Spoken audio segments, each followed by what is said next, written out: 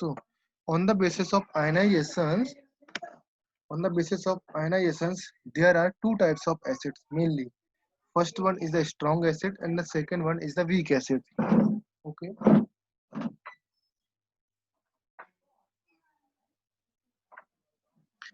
Okay. In the strong acids, the acids are strong which completely ionize in the aqueous solution. That means which acids that completely ionized in the aqueous solution that means कोई भी acid होगा अगर वो aqueous solution में completely ionise हो जाता है उस एसिड को हम बोलते हैं strong acids.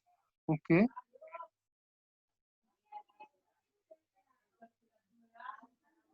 Strong acids and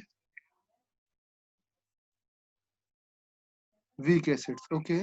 And the weak acids are those which are not completely ionized in the aqueous solutions, or we can say that aqueous solutions के लिए अगर greater than 30% से ज्यादा आयनाइजेशन हो जाता है दैट मीन्स वो आपका स्ट्रॉन्ग एसिड है. ओके. एंड लेस देन 30% से ज्यादा अगर आयनाइजेशन होता है किसी एसिड का इन द एक्वस सॉल्यूशंस, ये आपकी कंडीशन बहुत ही इंपॉर्टेंट है बेटा.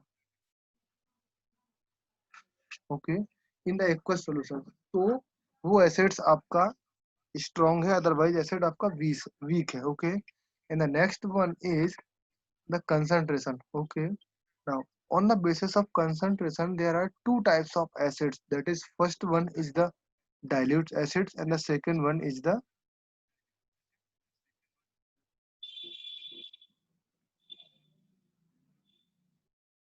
dilute acid and the second one is the concentrate acids. Okay. So concentrate acids कौन से होते हैं बेटा? A simple acids an acid which contain very little or no amounts of water. That means बहुत ही very little or no amount of water. Okay. इसमें क्या होगा बेटा? More amounts of water.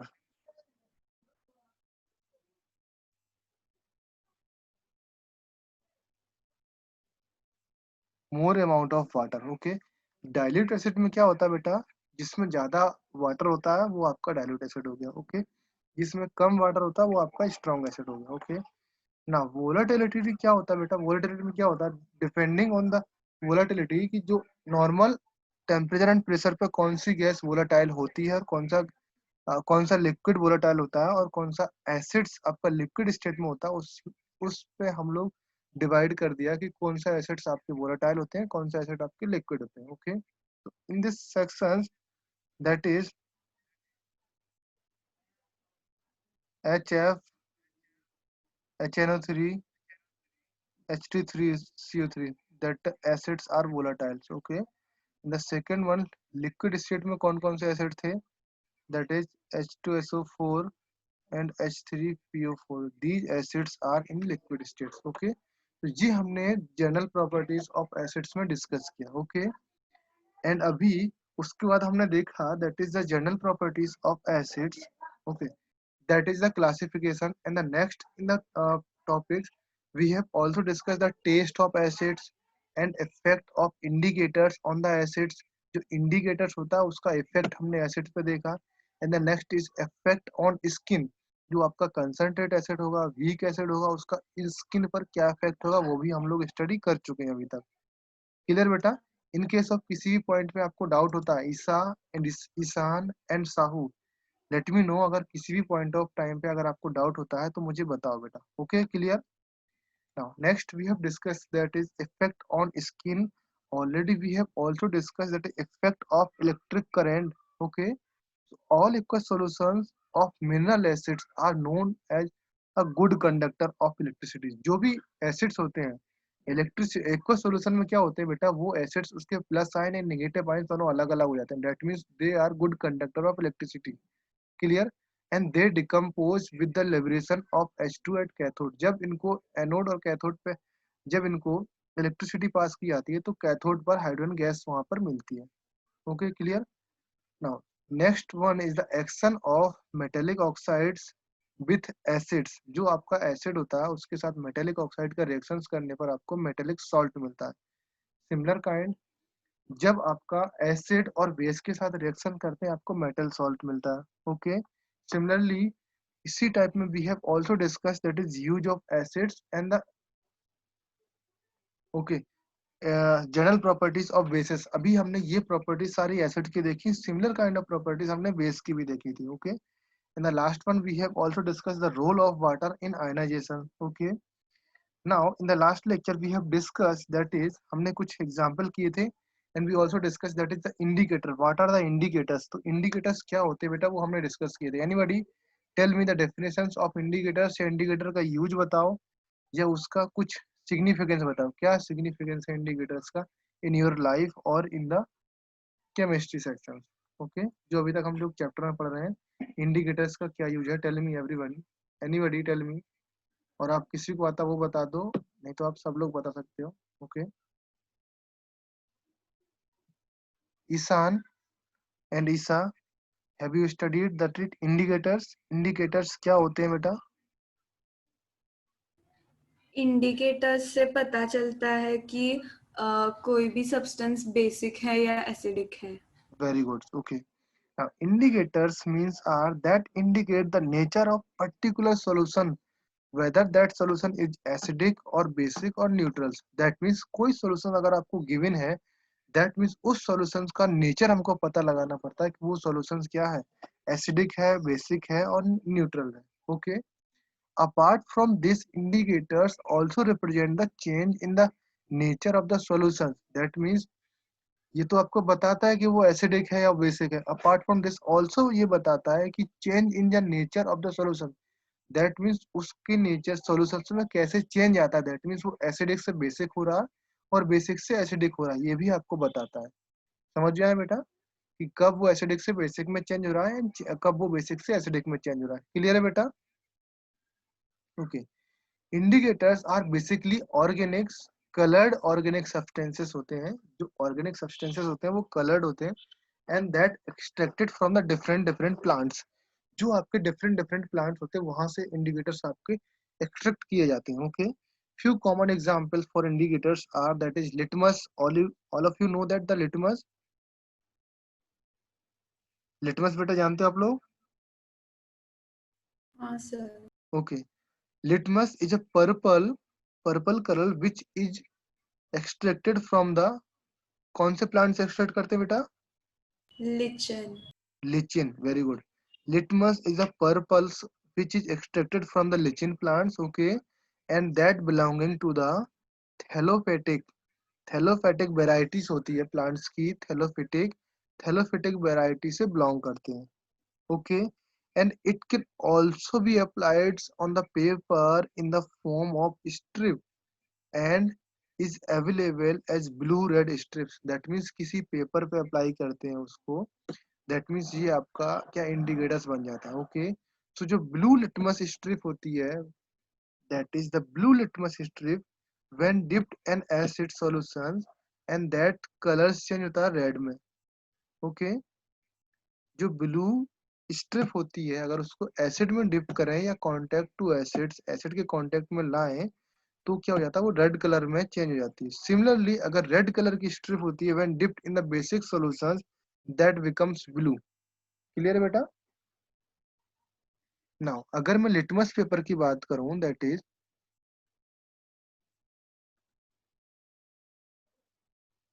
Okay, first of all that is in the blue, blue होता है in the acidic medium and that become red in basic medium. Clear बेटा?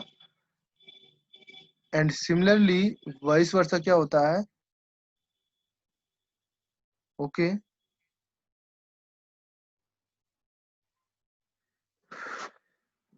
Similarly another indicator that is phenolphthalein होता है, methyl orange होता है, red cabbage होता है, turmeric juice होता है। ये आपके कुछ इंडिकेटर्स हैं जो मैंने इन द लास्ट लेक्चर में कंप्लीट किए थे। Okay, and we also discuss that it neutralization reactions क्या होती है।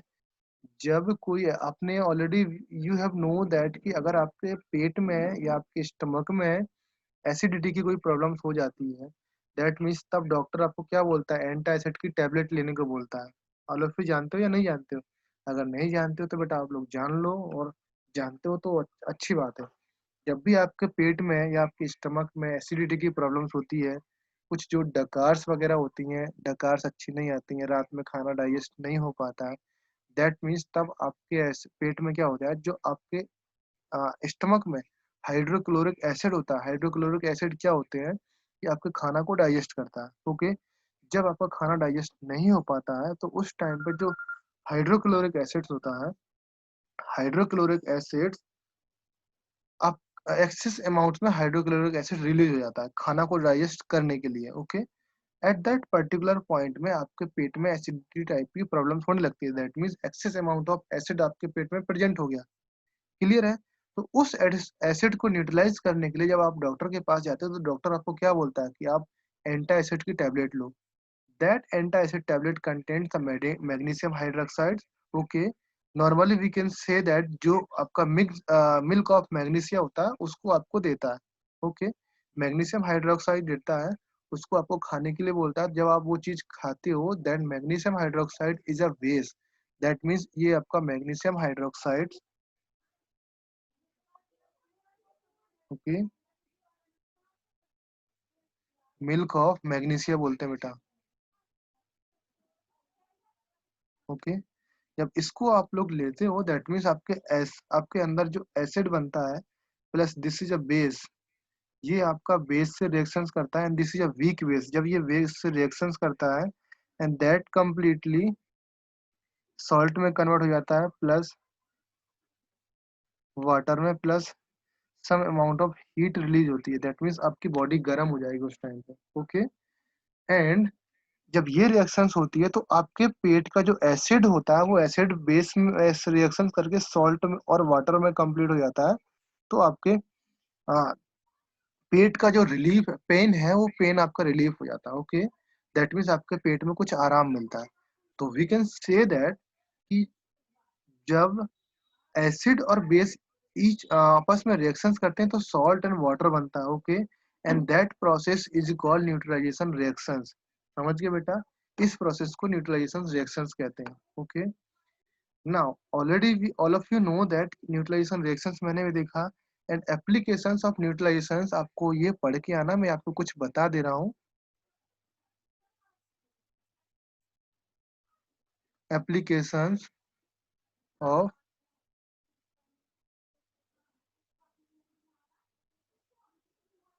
न्यूट्रलाइजेशन।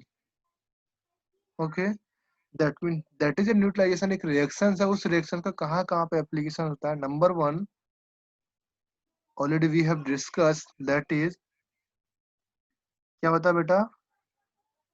नंबर वन कहाँ पे होता है? जो पीपल्स, जो ओल्ड एज प्रॉब्लम्स होती हैं, आपके स्टमक प्रॉब्लम्स होता है, या वी कैन से दैट कि जो गैस्ट्रिक जूस होते हैं उसमें आपका प्रॉब्लम्स रिलीज होता, जो HCL gas HCL acid release होता है, वी कैन से एंटा acid tablets.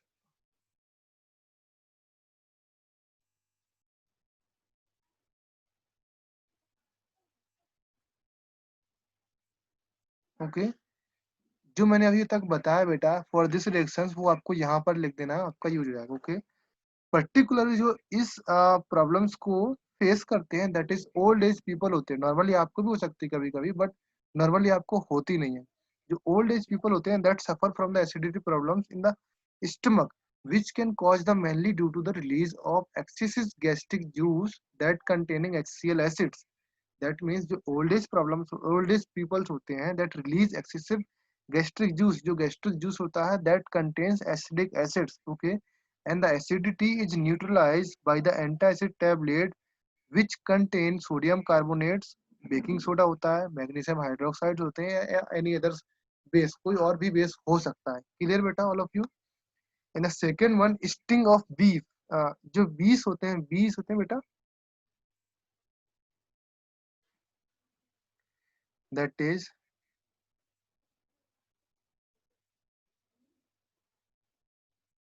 sting of bees and ants contain formic acids. Anybody give me the formula of formic acids?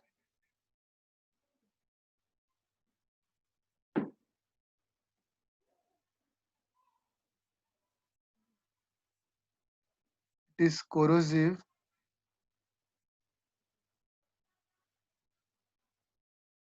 poisonous, effect can be neutralized,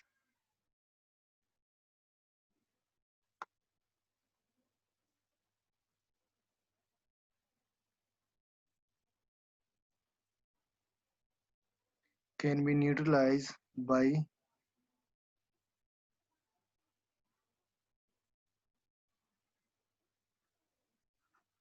rubbing soap which contain NaOH, that is called alkali. Okay, that means beta the formula of acidic acids. Okay, sorry, the formula of formic acid.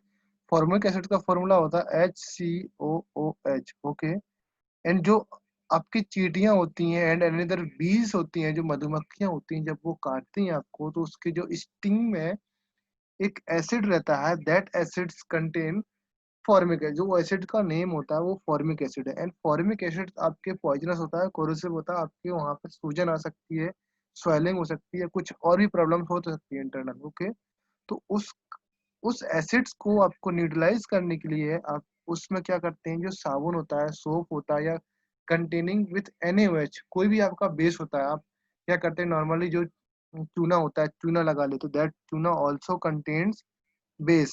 चूना जानते हो all of you, CaO बोलते हैं, that is जो आपका गुटखा में और तंबाकू के साथ खाते हैं, दैट इज कॉल्ड चूना. अगर आपको नहीं है पता तो आप समझ लो.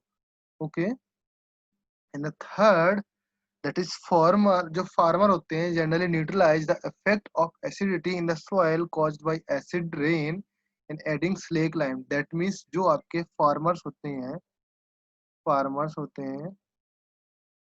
जब आपका acid rain होता है बेटा, all of you know the acid rain,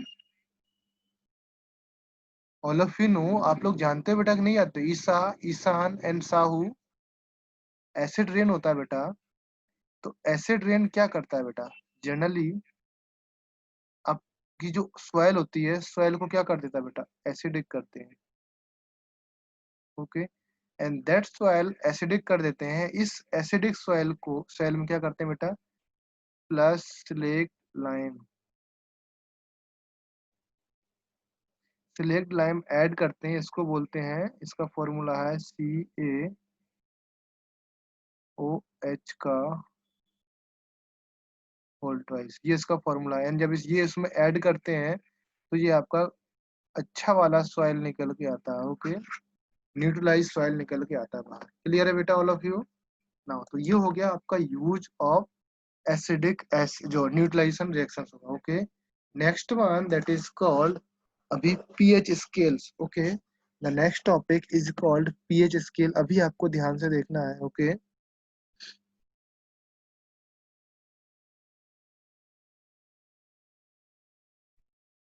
okay, a scale of measuring hydrogen's ion concentration. That means जो pH scale होती है बेटा, that is a scales. That means बेटा ये क्या होता है, मैं इसमें आपको लिखाता हूँ, a scale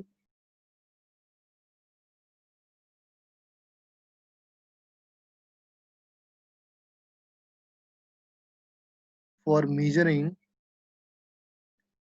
H ion concentrations in a solutions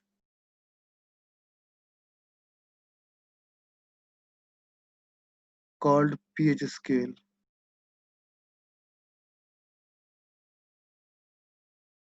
इसको pH scale बोलते हैं. Okay, and that is developed by, इसको किसने डेवलप्ड किया बेटा, एनीबॉडी टेल मी,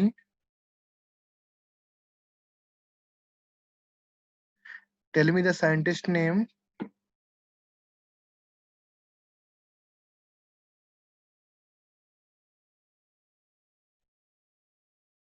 SPL सोरेनसन इस साइंटिस्ट ने डेवलप किया. Okay. And the next point, that is the P stands in pH scales. जो P होता है बेटा, that P stands for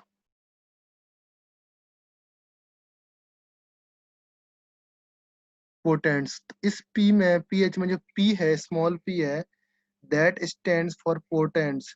That's German language में इसका means क्या है बेटा? In the German language, that potents means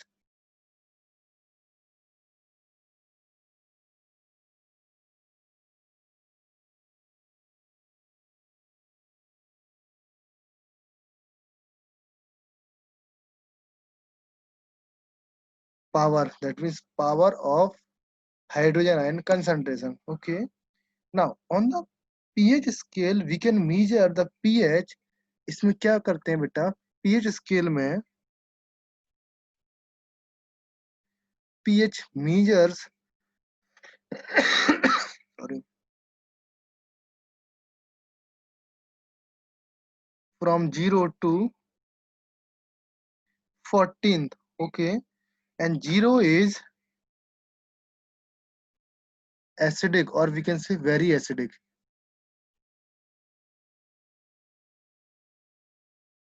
Okay. And the 14th is very alkali.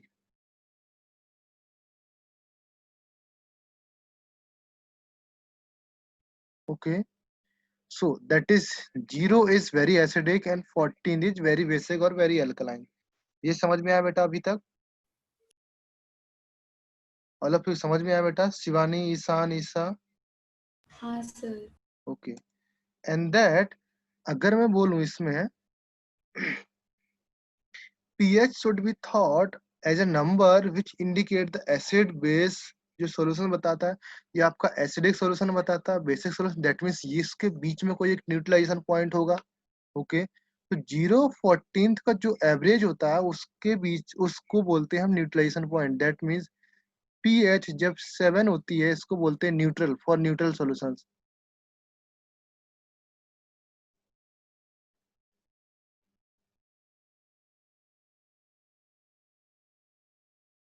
Okay. And pH जब लेस देन 7 होती है, that's for acidic solutions.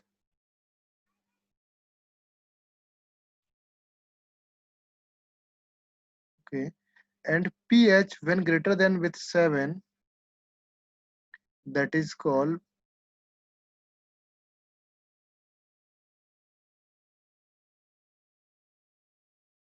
alkaline solutions. Clear all of you? And you must know that the higher the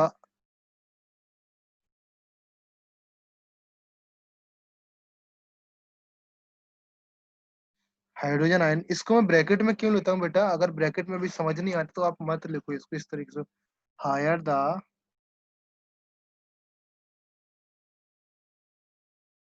hydrogen ion concentration,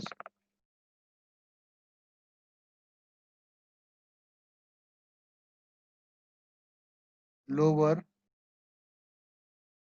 is the pH scale. समझ में आया बेटा ये चीज? All of you समझ में आया?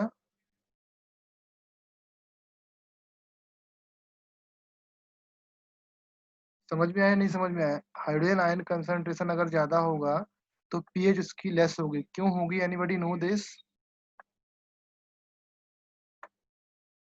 समझ में आया नहीं समझ आया? मैं एक्सप्लेन करूँ, टेल मी, बट आपको बताना पड़ेगा बेटा. Sir please explain. Okay, very good. ये तो पहले आप इसको इधर पे देख लो. All of you know that कि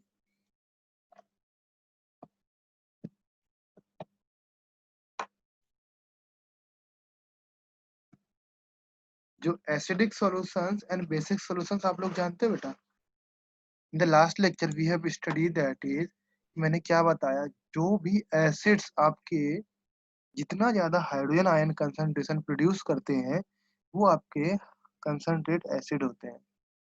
बताया मैंने, आपको आइडिया है? बताओ बेटा, बोलो बेटा, have you any idea?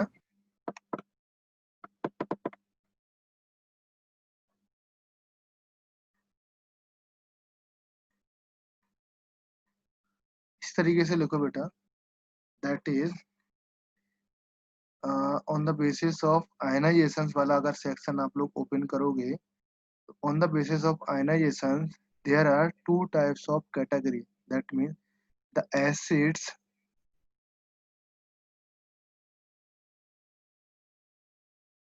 okay which almost complete the ionizations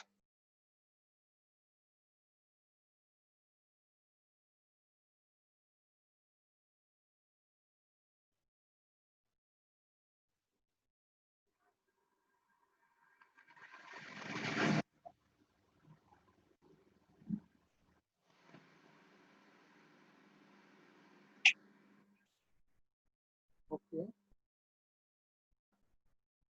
the acids which almost complete the ionization in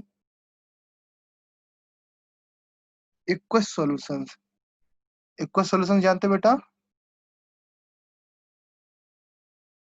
tell me the aqueous solutions का मीनिंग जानते हो?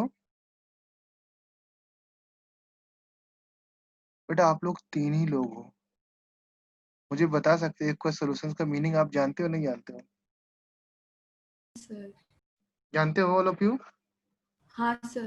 ओके, so that means जो एसिड्स completely और almost आयनाइज हो जाते हैं in the aqueous solution, that means they produce high concentrations, therefore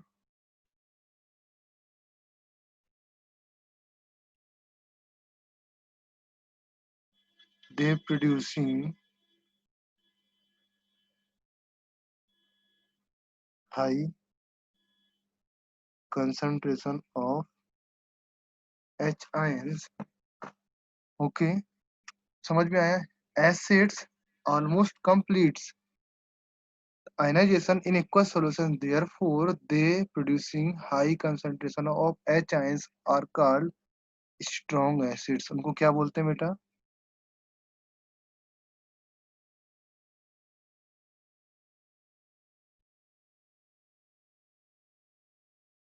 strong acids. ये चीज समझ में आई बेटा जो मैंने स्टार मार्क किया अभी?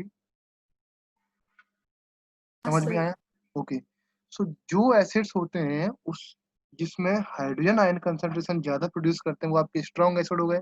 ओके, एंड एसिडिक मीडियम की पीएच कितनी होती है बेटा? 7 से कम होती है। समझ में आया? जो एसिड होते हैं उनकी पीएच कितनी होती है? 7 से कम होती है कि नहीं होती है? होती है कि नहीं होती बेटा, बताओ मुझे। होती है। ओके, नाउ तो यहाँ पर जिसकी पीएच जितनी कम हो जाएगी दैट मीन्स वो उतना ही ज्यादा एसिड हो जाएगा बेटा। जिस एसिड की पीएच जितना कम होगी वो एसिड उतना ही ज्यादा स्ट्रॉन्ग एसिड हो जाएगा। समझे बेटा हाँ। आप? ओके, तो इन दिस केस मैंने ये बोला अभी आपको, the higher the hydrogen ion concentration lower the pH scale. That means जिस एसिड की एच आयन कंसंट्रेशन ज्यादा होगा दैट मीन्स वो आपका क्या होगा? स्ट्रॉन्ग एसिड होगा। एंड स्ट्रॉन्ग एसिड होगा दैट मीन्स पीएच जो वैल्यू होगी उसकी वो लो होगी। समझ में आया बेटा? हाँ।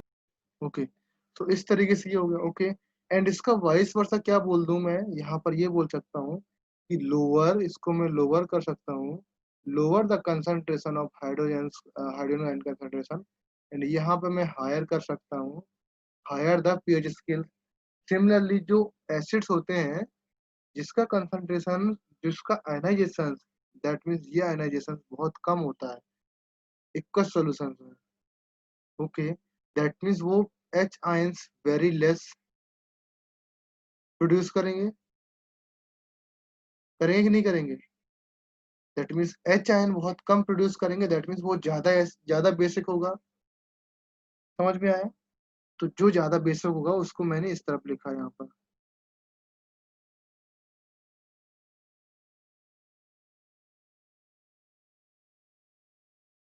Clear all of you? Any doubt? बेटा, is there anyone have any problem? Sir basics और एल्कली में क्या डिफरेंस होता है? बेसिक और एल्कली मीन्स ये डिफरेंस है बेटा कि जो एसिड्स होते हैं, अगर एसिड्स कोई भी एसिड्स हैं वो पानी में डिजोल्व है या वाटर में डिजोल्व होते हैं या सॉल्युबल होते हैं, उनको हम बोलते हैं एल्कली और एल्कलाइन सॉल्यूशन। ओके, समझ में आया? दैट मीन्स मैं इसको नेक्स्ट में यहाँ पे बताता हूँ। सपोज आपके पास, ओके, ये आपका यहाँ पर बॉक्स है। ओके, बॉक्स समझ में आया? इसमें आपके एसिड 1, ओके, ये बेस में जो आपको डाल रहा हूँ, बेस नंबर 1, ओके, ये थर्ड बेस है, फोर्थ बेस है, फिफ्थ बेस है, सिक्स्थ बेस है, सेवेंथ बेस है, एट्थ बेस है, नाइन बेस। ओके, किसी भी पैकेट्स के अंदर ये बेस के छोटे छोटे से पैकेज हैं। समझ में आया? फॉर एग्जाम्पल अभी समझ लो ध्यान से। Okay, and these are all bases. Okay, समझ में आया? नाउ अगर मैं बोलूं इस बेस में से सिर्फ और सिर्फ मैं बोलूं second, fourth, fifth, eighth, okay, ये सिर्फ जो बेस है वो आपका क्या है? Soluble in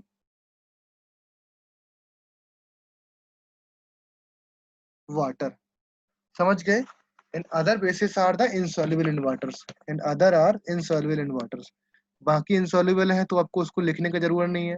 okay,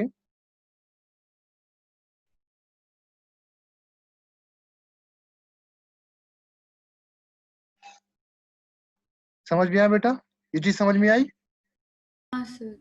okay, that means जो सॉल्युबल इन वाटर होते हैं, that acids, sorry, that base is called alkali. That base is are called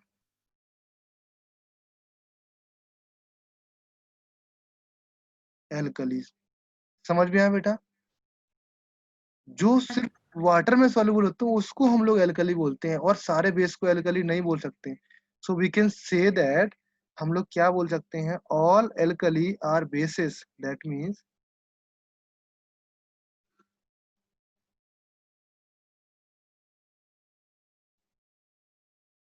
but all bases are not alkalis। समझ में आया बेटा? समझे कि नहीं समझे?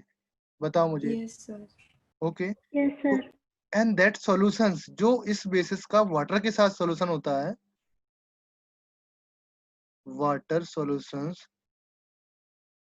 वाटर और base solutions, that is called alkaline, और we can say alkaline solutions. Clear बेटा? क्लियर है ना all of you? Yes sir. Yes sir. Very good, तो ये चीज क्लियर हुई। नाउ अभी universal indicators papers for pH value. PH value के लिए कुछ इंडिकेटर्स होते हैं, यूनिवर्सल इंडिकेटर्स होते हैं। ओके, पीएच वैल्यू समझ गए आप? एल्कलाइन सॉल्यूशन के लिए अलग होता है, बेसिक सॉल्यूशन के अलग, एसिडिक सॉल्यूशन के लिए अलग, एंड न्यूट्रल सॉल्यूशन के लिए अलग। क्लियर बेटा? ना अभी आप देखो, मैंने यहाँ पर एल्कलाइन सॉल्यूशन लिखा, मैंने बेसिक क्यों नहीं लिखा बेटा? यहाँ पर बेसिक क्यों नहीं लिखा? Can you explain me? Basic मैंने यहाँ पर क्यों नहीं लिखा? बिकॉज जो पीएच होगा, पीएच किस पे डिपेंड करता है? PH depend on hydrogen ion concentration. इस पे डिपेंड करता है पीएच, डिपेंड करता है कि नहीं? पीएच का जो डेफिनेशन क्या है बेटा, मैंने यहाँ पर लिखा है, that is measuring the hydrogen ion concentration. इस पे डिपेंड करता है पीएच बेटा, all of you clear, agree with me? Sir. Okay, that means जब पीएच इस पर डिपेंड करता है। एंड ये हाइड्रोजन आयन कंसंट्रेशन कहाँ से आता है बेटा? जब किसी चीज का हम आयनाइजेशन कराएंगे बेटा,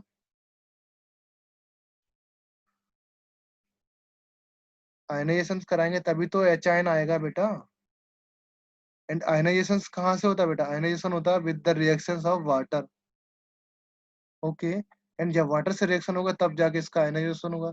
एंड वाटर से जिसका आयनाइजेशन हो जाएगा दैट मीन्स वो आपका सोल्यूबल हो जाएगा।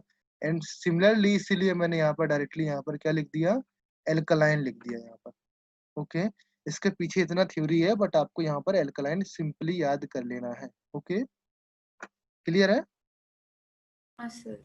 Now next is that in the pH section, that is universal indicators papers for pH value, or we can say that जो indicators like litmus, phenolphthalein and methyl orange are used in predicting the acidic and basic of the solution. That means कौन कौन से universal indicators होते हैं बेटा?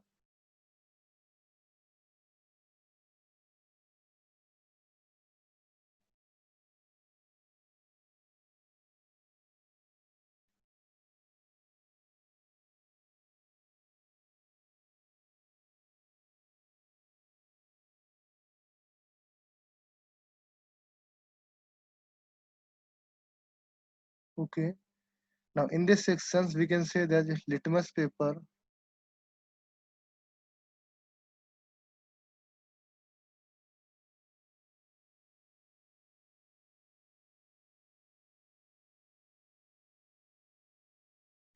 phenolphthalein,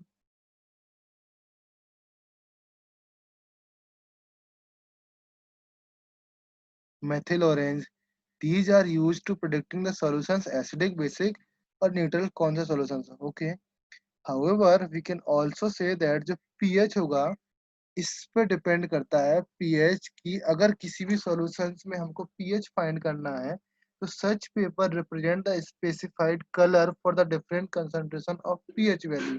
that means जो ये papers होते हैं वो स्पेसिफाई कलर डिफरेंट शो करते हैं for different different pH scales.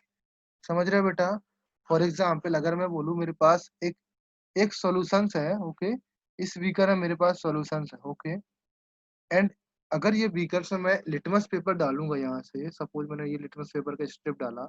Okay, and इस पे स्ट्रिप डाला दैट मीन्स अगर आप इस सॉल्यूशंस में कुछ एसिडिक सॉल्यूशंस है। ओके, एंड इसकी पीएच अगर 3 है तो इसका कलर थोड़ा सा डिफरेंट होगा एंड इसकी पीएच थोड़ा और कम हो जा रही है। दैट मीन्स सॉल्यूशन को थोड़ा और एसिडिक कर दिया तो इसकी पीएच जो इसका कलर थोड़ा सा और डार्क हो जाएगा। ओके, तो डिफरेंट डिफरेंट पीएच स्केल पर स्पेसिफाई कलर शो करते हैं ये लोग। ओके, जो आपका एसिडिक और लिटमस मैंने बताया ना ब्लू से डायरेक्ट रेड हो जाता है, दैट मीन्स ये कंप्लीटली रेड नहीं होता है एंड कंप्लीटली ब्लू नहीं होता है। सिमिलरली चेंजिंग टू ब्लू होता है एंड चेंजिंग टू रेड, इस तरीके से चेंज होता है। क्लियर है बेटा all of you? Yes sir. Okay, और अगर आपको the exact exact solutions, the exact pH of the solutions can be measured by the pH meters. जो आपका pH meters होता है उससे आपका pH scales आपका पता लग जाएगा। Exact pH of the solution can be measured with the help of pH meters. आपका एक pH meter आता है जो आपको instant reading देता है। Okay, it can be relied upon the pH value which are very common. That means जो pH value होगा, pH value for common solutions, जो आपके कुछ पीएच वैल्यूज हैं वो मैं आपको स्क्रीन पे शो कर देता हूँ, वो आपको आइडिया लग जाएगा। कुछ जो सर्टेन पीएच वैल्यू है आपको आइडिया लग जाएगा। दिख रहा है बेटा स्क्रीन पर? The pH value for the common solutions are given below. जो गैस्ट्रिक जूस होता है दैट मीन्स आपका गैस्ट्रिक जूस जो आपके पेट से जो आपके स्टमक में रिलीज होता है उसका पीएच इतने से इतने के रेंज में रहता है, मतलब 1.0 से 3.0 के रेंज में रहता है। Okay, and the pure water solutions का पीएच रहता है 7 रहता है। ओके, एंड जो आपका लेमन जूस है, लेमन जूस का पीएच रहता है 2.2 टू 2.4। ब्लड का पीएच रहता है 7.36 से 7.34। ओके, विनेगर का पीएच देखो, बेकिंग सोडा का पीएच, बियर का पीएच, एंड सी वाटर का पीएच, टोमेटो का पीएच, टोमेटो जो जूस होता है, वॉशिंग सोडा का pH, coffee pH, lime water, acid rain, house hold ammonia and milk, saliva and sodium hydroxide. Okay, any कोई compounds यहाँ पर जो नेम लिखा है, कोई भी चीज समझ नहीं आता हो तो मुझे बताओ वो क्या चीज है जो मुझे आप लोगों को समझ नहीं आए। एनीबॉडी टेल मी, आप लोग को सब समझ में आ रहा बेटा? Beer, juice. Sir household ammonia क्या है?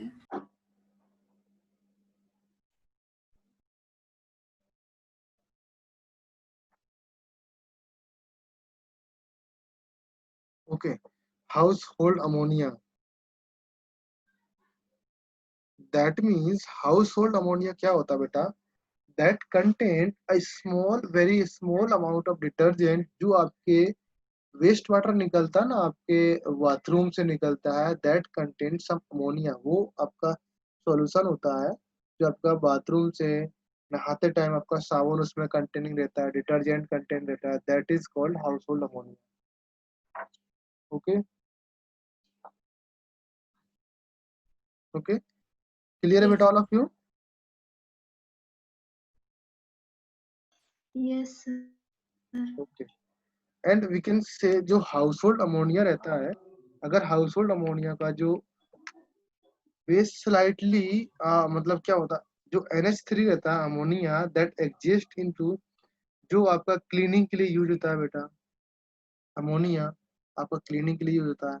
आपके जो टॉयलेट में अमोनिया रहता है, उस उससे भी आपका जो हाउस होल्ड अमोनिया है, कुछ आपके बाथरूम में जो पानी वगैरह रहता है, वो सबसे मिल करके जो वाटर के साथ जो सोल्यूशन बनता है, that solution is called household ammonia. Clear all of you? Yes sir. Okay, anybody, anything else? Now, that is called now significance of pH value in your daily life. Daily life में क्या significance है of pH का? Anybody tell me?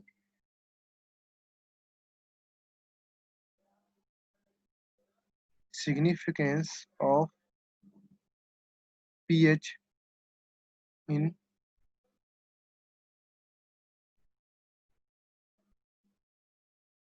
daily life.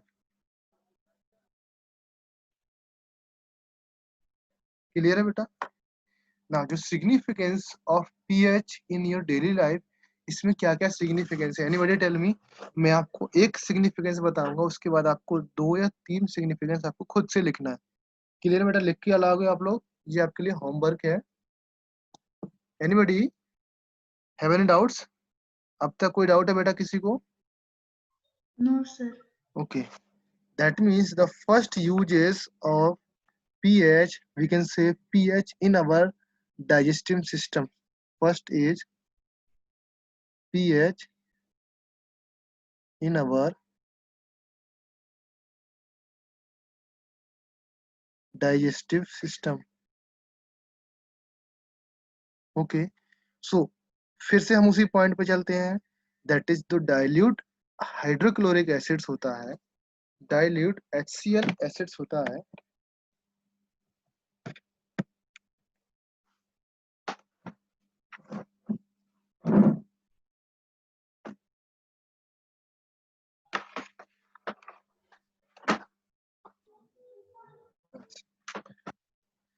So that dilute HCl acids produce in our stomach, जो stomach रहता है बेटा, we can say that, इसको मैं इस तरीके से लिखूं, dilute HCl that produce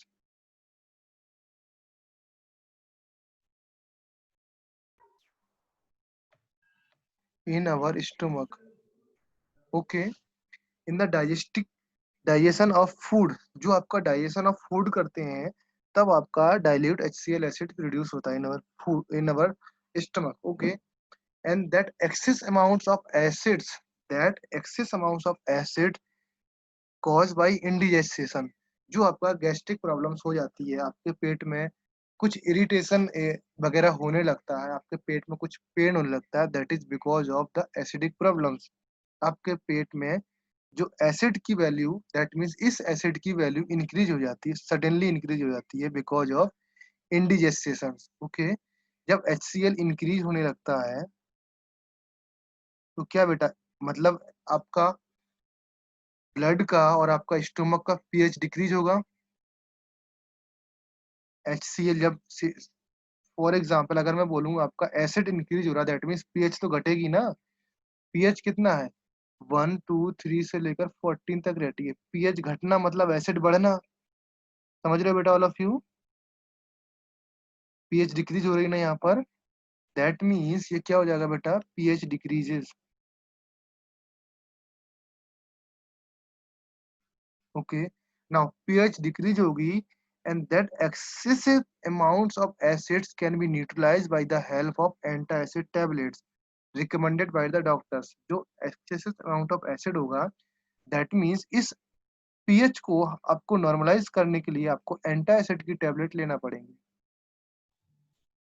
okay, and that anti acid की टेबलेट क्या करेगा, इस पीएच को नॉर्मलाइज कर देगा, जो आपके नॉर्मल ब्लड के बराबर, जो आपके पीएच होती है, ह्यूमन बॉडी का ब्लड का पीएच होती है 7.36 टू 7.42, उसको आपको इफेक्ट में न्यूट्रलाइज कर देगी। ओके, क्लियर है बेटा?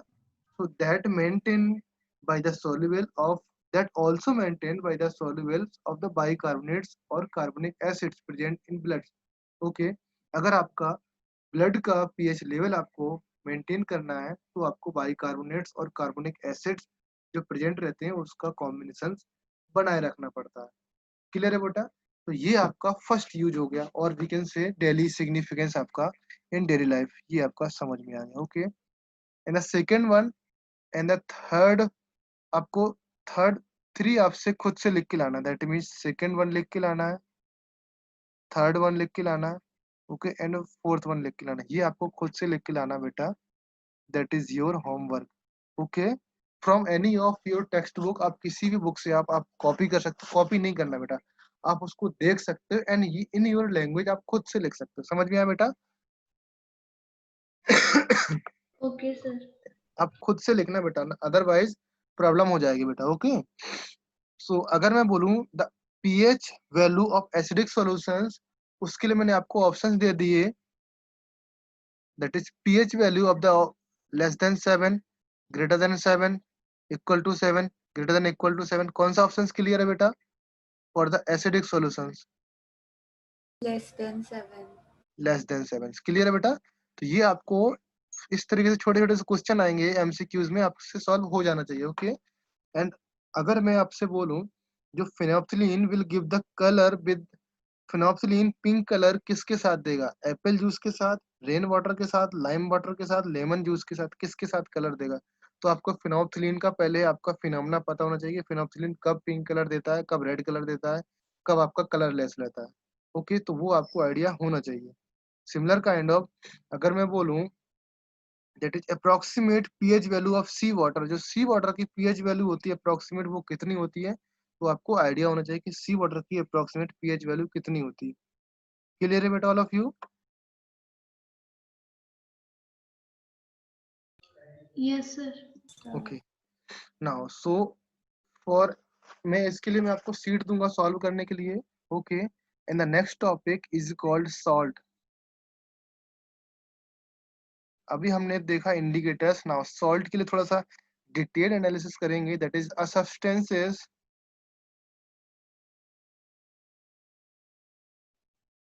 a substances formed by neutralizations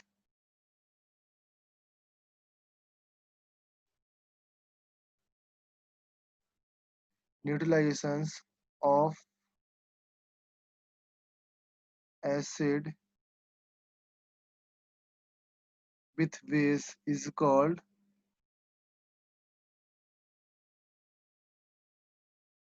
salt। Clear है बेटा? डेफिनेशन से आपको समझ में आ गया? ओके, और वी कैन से दैट कि आपको वो एसिड बेस का रिएक्शंस लिखना है यहाँ पर, acid base salt plus water plus heat. Okay. ना जो रिएक्शंस है आपका, मैं एसिड से लिख रहा हूँ, that is H2SO4 plus base है आपका CaOH का whole twice, that reacted with and that forms CaSO4 salt plus H2O। Clear बेटा? Similar kind of second reactions यहाँ पर है, that is HNO3 plus CaOH का whole twice, that reacted with CaNO3 का whole twice plus H2O। whenever you balance this type of reactions, यहाँ पर आएगा 4 and यहाँ पर आएगा 2, यहाँ पर आएगा 2 एंड यहाँ पर आएगा 4, सॉरी 2। क्लियर है? Now another reactions that is also called NaOH plus HCl, that gives us NaCl plus H2O। Clear है बेटा? Now this is the salt. Salt की डेफिनेशन हो गई, सॉल्ट की रिएक्शंस हो गई, and the classification of salt. Salt का classified कैसे किया हमने?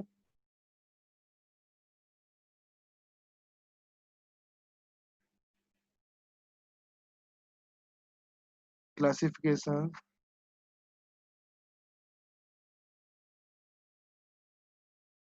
of salts, okay.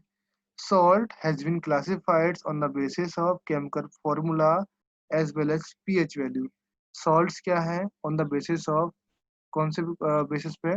Number 1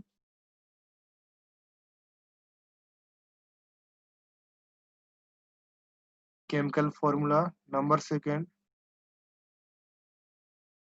pH value, okay। now on the basis of chemical formula पे हम लोग classified करते हैं। Number 1,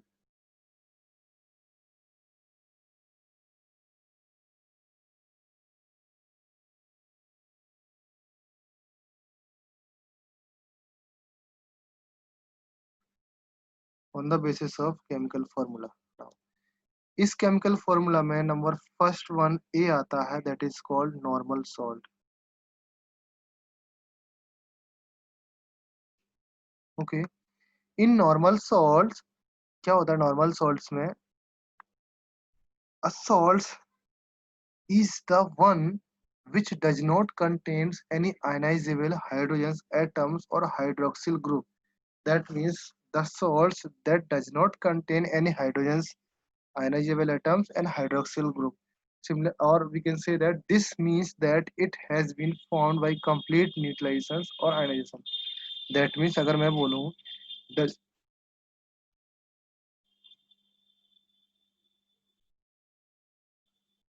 not contain any H positive atoms or any OH negative atoms। Clear है बेटा? This means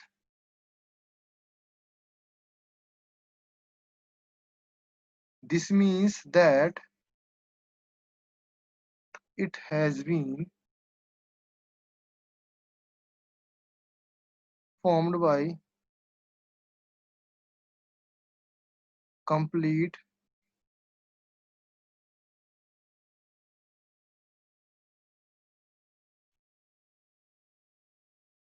neutralizations of an acids by a base। Clear है बेटा? For example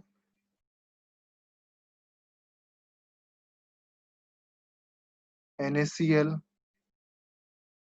KCl, NaO2, K2SO4, etcetera etcetera. Clear है बेटा? And the second one is called acidic salt।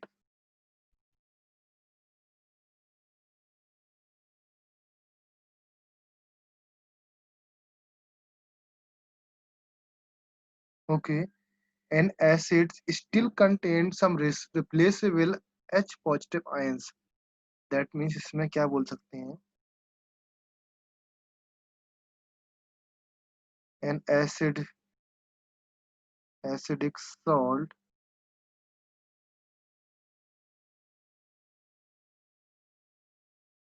still contain some replaceable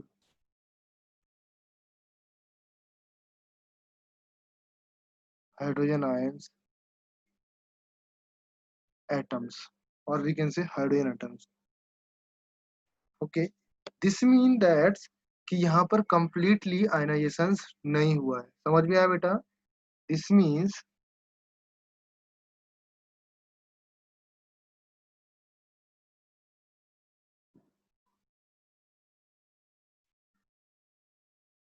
that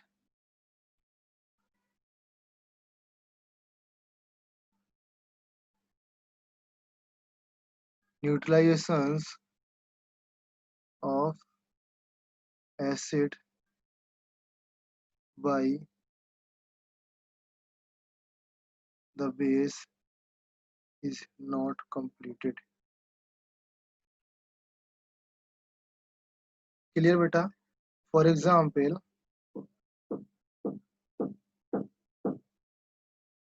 के लिए sodium hydrogen sulphates, और we can say that NaHSO4. Okay, and also we can say that NaHCO3, etc etc. Okay, ये आपका example हो गया acidic salts का. Okay, and the next one is called basic salts.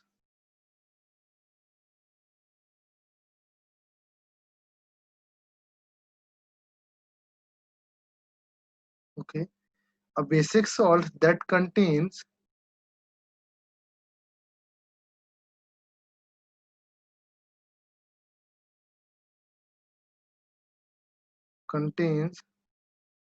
some replaceable OH hydroxyl group, or we can say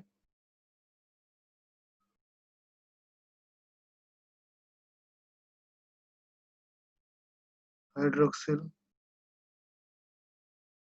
groups, or we can say OH groups.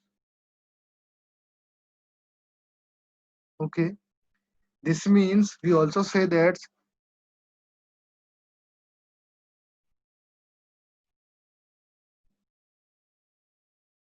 this means that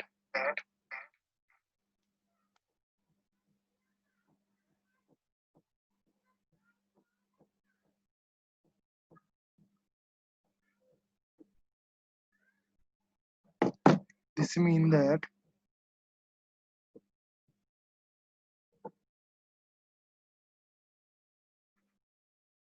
the neutralizations of base by the acid is not complete. Okay, for example,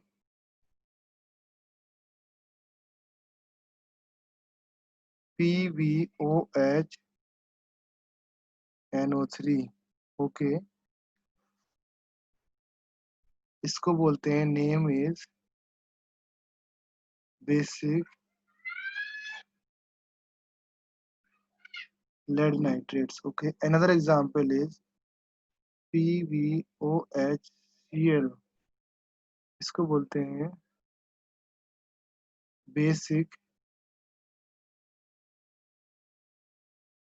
lead chlorides. Okay, and etc. Clear है बेटा all of you? Is there anyone have any doubts? किसी को कोई doubt है क्या इसमें?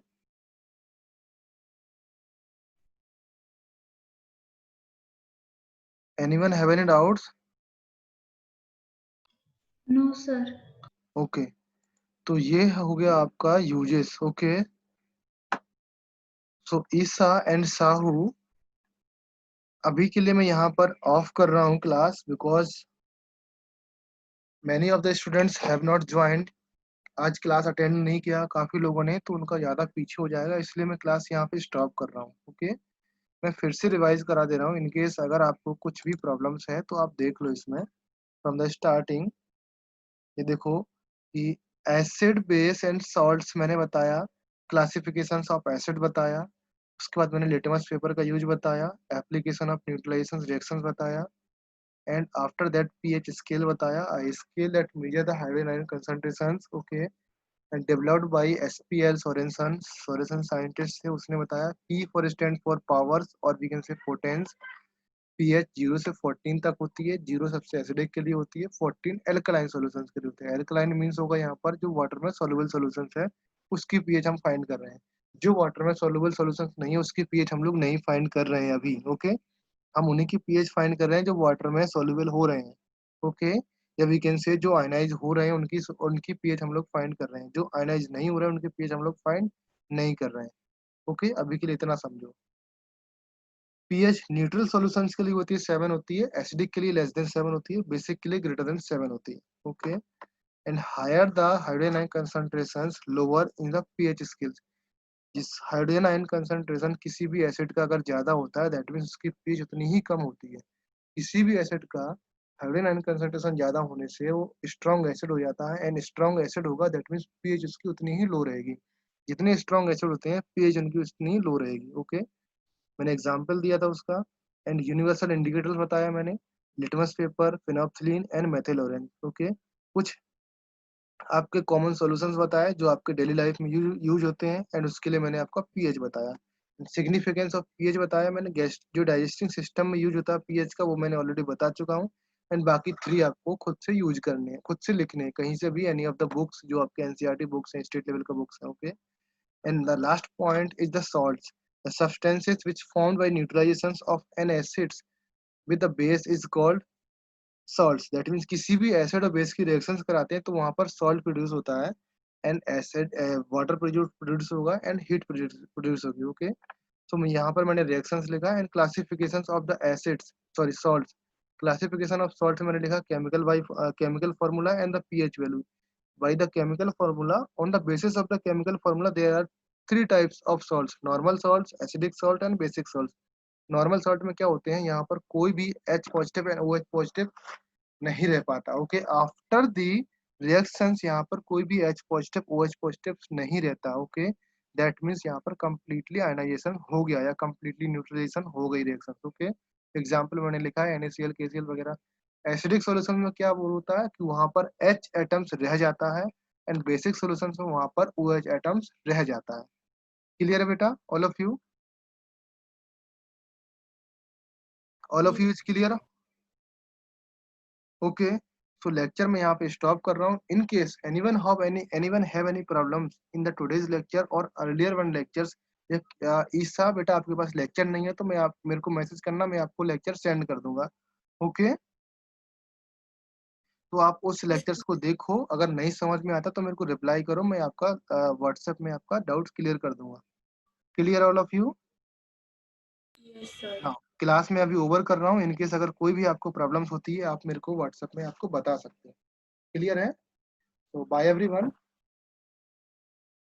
Bye बेटा। Thank you.